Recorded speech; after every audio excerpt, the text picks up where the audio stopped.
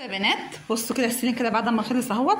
طبعا انا حطيت عليه الورد يعني والزهريات دي كده ايه شكل كروكي يعني مش شكل نهائي، بس انا حبيت اوريكم كده الشكل كده بعد ما البيض ما نشف اهو. بصوا شكله بقى عامل ازاي.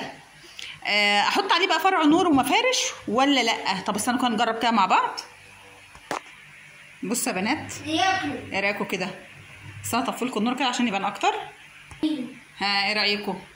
اسيبه على كده ولا لا؟ هو اسيب المفارش ولا احوشها؟ قولوا لي بقى عشان خاطر بقى بصراحه انا بيعجبني ذوقكم ورايكم معايا. يعني الراي طبعا دايما بيبقى مشوره، فقولوا لي كده رايكم ايه.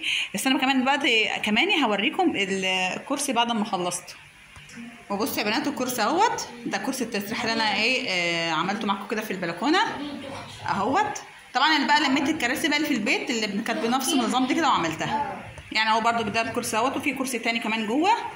فيا رب بقى الفيديو ما اكونش طولت عليكم، ويا رب تكونوا استفدتوا منه. ولو عندك اي حاجه بقى محتاجه اعاده تدوير في قلب البيت اعمليها وما ترميهاش. يعني انتوا ممكن تتعبوا شويه صغيرين كده ومش شويه صغيرين قوي يعني، بس برضو يعني تعبت شويه، ولكن احسن ما ترميها واحسن ما تشتريها من بره، فما تستسهليش وترمي. اشوف وشكم على خير وباي باي.